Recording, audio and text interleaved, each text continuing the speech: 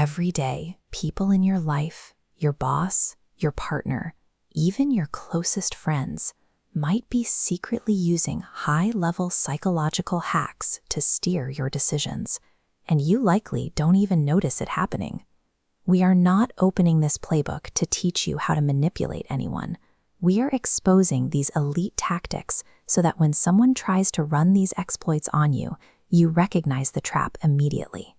Our first biological glitch is an absolute intolerance for awkward silences. When a conversation drops into dead air, the human brain registers it as a threat, and a panic center activates to fill the void. This gives an operator the weapon of uncomfortable silence. When negotiating or trying to pull out the truth, they ask their question, look you in the eyes, and stay completely silent for 3 to 4 seconds.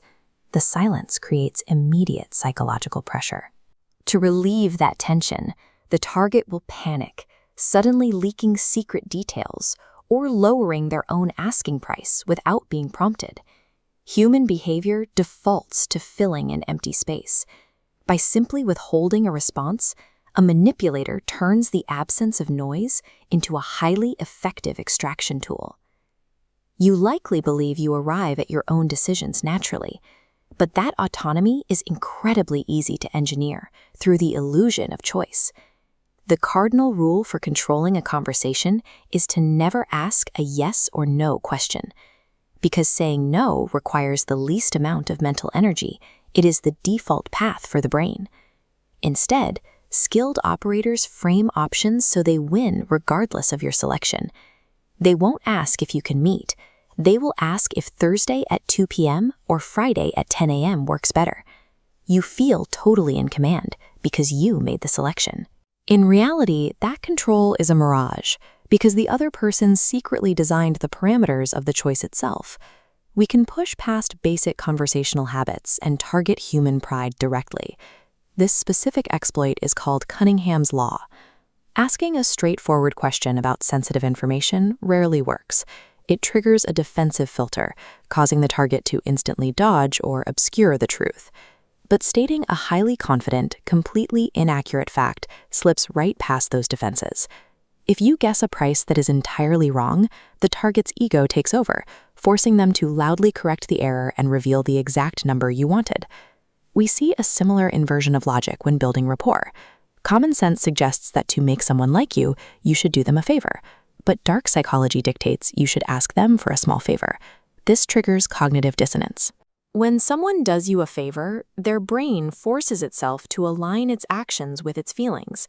It rationalizes the action by deciding, I am helping this person, therefore I must genuinely like them. Benjamin Franklin famously deployed this exact cognitive glitch.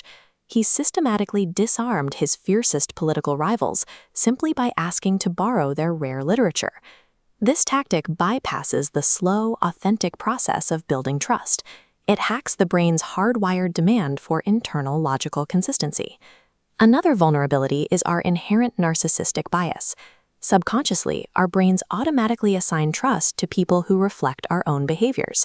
To exploit this through a technique called mirroring, an operator will subtly copy your physical posture, match the exact speed of your speech, and repeat your specific vocabulary back to you.